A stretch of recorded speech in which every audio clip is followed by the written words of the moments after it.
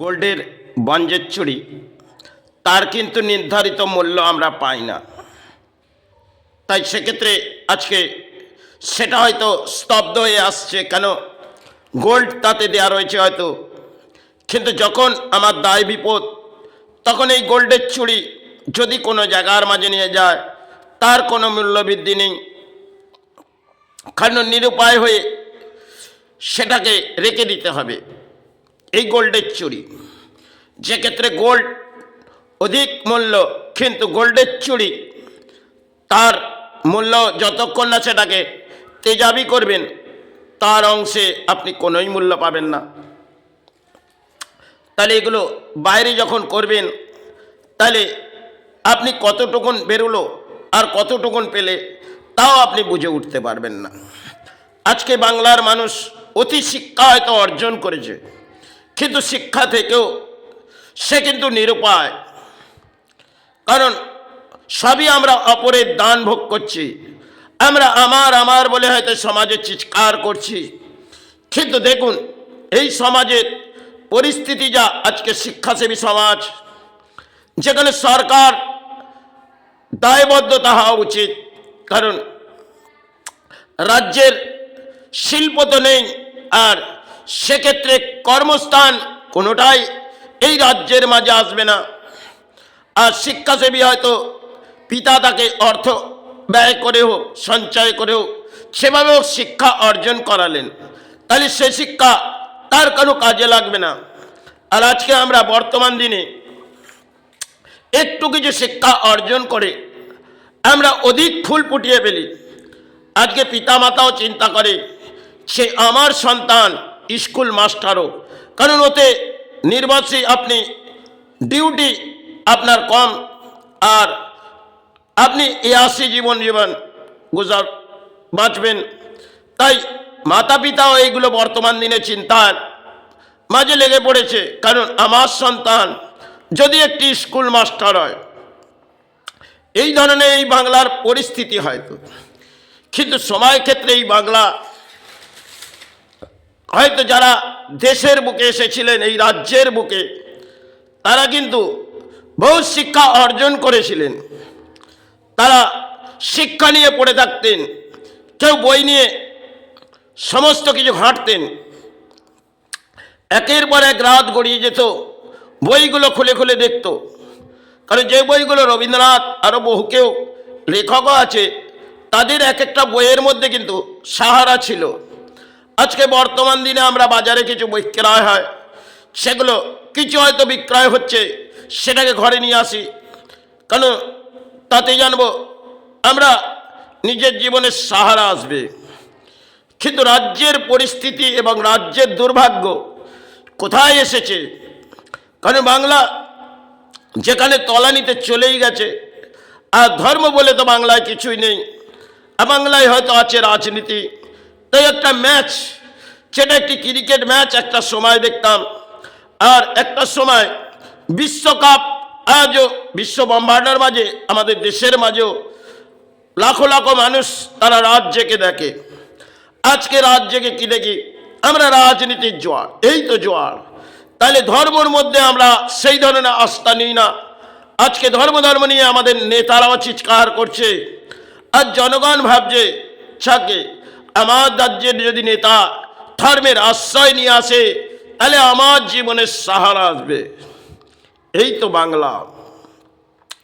যারা স্বাধীনতা সংগ্রাম করেছিলেন তারা দেশের জন্যে, এই রাজ্যের মাঝে সুভাষচন্দ্র বোস এসেছিলেন, আরও কেউ এসেছিল স্বামী বিবেকানন্দ। তারা কিন্তু রাজ্যের যে সময় পরিস্থিতি ভেঙে পড়েছিল, সে সময় সুভাষচন্দ্র বোস এই রাজ্যের মাঝে এসেছিল, সারা ভারতকে কিছু দেখিয়ে গেলে অবদান তার। আজকে বাংলা সেই অবদানের জায়গা তার ভেঙে পড়েছে, কারণ রাজ্যের একটি ম্যাচ হচ্ছে রাজনীতির ম্যাচ, আর জনগণ ভাবছে আমার নেতা যদি সাহারা আছে তাহলে আমার জীবনের সাহারা আসবে। পরম দুর্ভাগ্য এই বাংলার মানুষের, আজকে শিল্প তো বাংলায় নেই, আর সরকার ব্যাককুটে ব্যাখ্যা করছে পথে যাও, পথে গেলে কিছু চা বিক্রয় করো, আপনি শিক্ষা পেয়েছেন, তাহলে সে শিক্ষা ছেড়ে পথে যান। এই তো রাজ্যের পরিস্থিতি। যতটা সময় হয়তো গড়িয়ে গেছে, বাংলা তালানিতে চলে গেছে। এ বাংলা ধর্মতে তো জাগবে না, আর জাগবে রাজনীতি, যেখানে বাংলার জনগণ কেউ আসবে কেউ যাবে, তাতেই যেন এর সাহারা উঠে আসছে। কারণ বাংলার মধ্যে একটা সময় শিক্ষা তারা দিয়ে গেলেন। এক একটা যারা বই লিখেছিলেন, তারা এক এক ধরনের রাত দিন করে তারা এই রাজ্যের মাঝে কেন দেশের মাঝে ছড়িয়ে দিয়ে গেলেন। আজও বিশ্বের দরবারে তাদের নাম আছে, কিন্তু আজ আমার বাংলার সে একটি নাম যেটা ভারত কেন বিশ্ব দেখছে, এই রাজনীতির নাম হচ্ছে বাংলা। যেখানে পরম দুর্ভাগ্য এই বাংলা, কারণ সবাই ক্ষেত্রে বহু সাধক এসেছিল, তাই ভারত কেন বিশ্ব গর্বের মাঝে ছিল। আর সুভাষচন্দ্র বোস এই দেশ থেকে সারা ব্রহ্মাণ্ডের মাঝে একটা জয়ী হাসিল দেখিয়েছিল সবাই ক্ষেত্রে, কারণ রাজ্যের মাঝে তিনি এসেছিলেন বটে। তিনি প্রতিরোধ করেছিলেন ইংরেজ হয়তো আমার রাজ্যকে কেন দেশকে লুটেছে, কিন্তু আমাদের নেতারা কি লুটছে? তারা তারা তো রাজ্য লুটছে, এ দেশ লুটছে। এই তো রাজ্য, এই রাজ্যের পরিস্থিতিতে দেখবেন সবাই হয়তো এসে গেছে লড়াই রাজনীতির। তাই জনগণ সে পক্ষে হয়তো ঢল লাভছে, কেন খেলা আসছে, যত আসছে তত এক ভয়ঙ্কর খেলা। কারণ নেতারা করবে এক বড় অংশের খেলা, প্রকৃতির আসবে যখন এক ভয়ঙ্কর খেলা, তখন নেতারা সরে যাবে। কারণ এক ভয়ঙ্কর খেলা এলে নেতারা পিছিয়ে যাবে। তুমি যতটা উৎমাদ হয়েছ ততটা উৎমাদ হয়ে যাও, কিন্তু প্রকৃতির খেলা তাতে নেতা রক্ষা করবে না। নেতারা নিজের রক্ষার জন্যে এই রাজ্যের জনগণকে নিয়ে একটা ঢল লাভায়। করোনাকালে মানুষ দেখেছে এই রাজ্যের পরিস্থিতি, যেখানে রাইস দেশ থেকে চাল আসছে, সে চাল রাইস মিলে চলে যাচ্ছে। এই তো বাংলা, এই বাংলায় চলছে এক বড় রাজনীতি। তাই নেতারা উৎমাদ হয়ে পড়েছে। জনগণ ভাবছে আবার সাহারা আসবে। কোথায় বাংলায় সাহারা আসবে? স্বাধীনতা সংগ্রাম ভারতকে দিকে গেলে সুভাষচন্দ্র বোস। আজও দেশ তার নামের মাঝেই চলে হয়তো, কিন্তু সময় ক্ষেত্রে সুভাষ বহু সময় পেরিয়ে গেছে, আজ 75 বছর হয়ে গেছে। তাই এসছে এক বাংলার মাঝে বড় রাজনীতির জোয়ার। সেখানে জনগণ ভেসে যাচ্ছে বহু সময় ধরে। আর সুভাষ তো আর ফিরে আসবে না। আসছে নেতারা যারা এই দেশকে রক্ষা করবে। এখানে সুভাষ দেশের জন্য বহু বলিদান দিয়েছিলেন, তারা দেশকে রক্ষা করেছিলেন। যে সুভাষ এই দেশের জন্য আমরা বলিদান দেব, তারা দেহ ত্যাগ করেছিলেন। কারণ ব্রিটিশ যখন অত্যাচার করেছিলেন এই দেশ, এই রাজ্য কেন এই দেশকে, তারা একের পর এক মায়ের সন্তান এই দেশের মাঝে এসেছিল, এই রাজ্যের মাঝে এসেছিল। মায়ের কোল খালি হয়ে গেল। আজ তারা সবাই ক্ষেত্রে করে গেছে। আজ আমার বাংলা, সেখানে রাজনীতির নেতারা তারা কিছু মায়ের কোল খালি করে দেয়। কেন? নিজের ভোট ব্যাংকের জন্য। কেন? একটা সময় যারা এই স্বাধীনতা সংগ্রাম করে গেলেন, তারা দেশকে রক্ষা করেছিলেন। আর এরা দেশ লুটছে, এরা রাজ্য লুটছে এই নেতারা। সেখানে ধর্ম বলে তো কিছুই নেই। ধর্মের নামে এরা ব্যবসা করছে। এক একটি ধর্মস্থান করে দিলে কোটি টাকা আসবে। আরে জনগণের কাছে অর্থ সাহারা নেই, আর না আছে শিল্প। আর শিক্ষাসেবী সমাজ হয়তো আজকে ভেঙে পড়েছে, কারণ শিক্ষা থেকেও চাকরি পাবে না।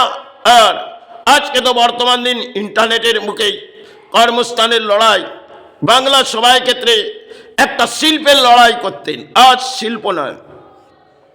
তাই চায়না এগিয়ে গেছে, ভারত পেছিয়ে গেছে। এই ভারত পেছিয়ে গেছে আর চায়না ওপরে আমরা নির্ভরশীল হয়ে গেছি। তাহলে আমাদের বাংলা পরম দুর্ভাগ্য। হয়তো শিল্প সময় ক্ষেত্রে এই বাংলায় পোষ শিল্প হয়েছিল, আজ শিল্প বাংলা থেকে সরে গেছে। রতন টাটাকে এই রাজ্যের রানী সরালেন।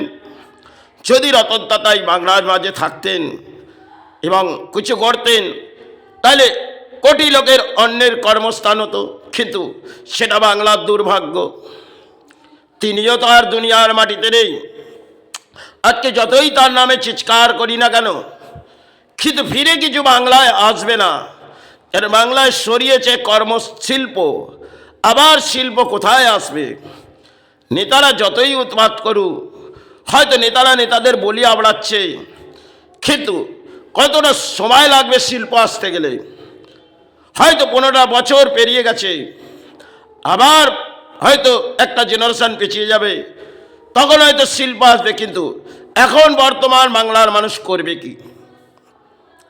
আর শিক্ষা অর্জন করে পিতারা কিছু অর্থ হয়তো দিলেন, সেটা নেই তারা লুটে নিলেন। এই তো রাজ্য, এই রাজ্যে চলছে এক ভয়ঙ্কর রাজনীতি। তাই নেতারা উত্তাল হয়ে পড়েছে, আর জনগণ বলছে খেলা হবে। বাহ!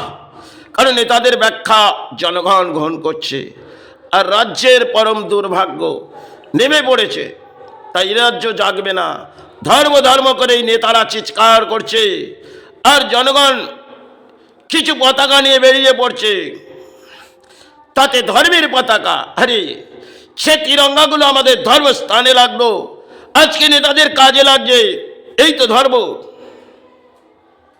কারণ সেগুলো ধর্মস্থানে নয়, নেতাদের কাজে লাগিয়ে দাও।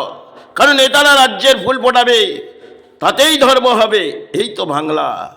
তাই নেতারা নেতাদের পথ হাঁটছে, তারা নিজে নিজের জায়গা গোছানোর জন্যে, আর বাংলার পরিস্থিতি ভেঙে পড়ছে। চলুন, জয় গুরু, জয় মাই।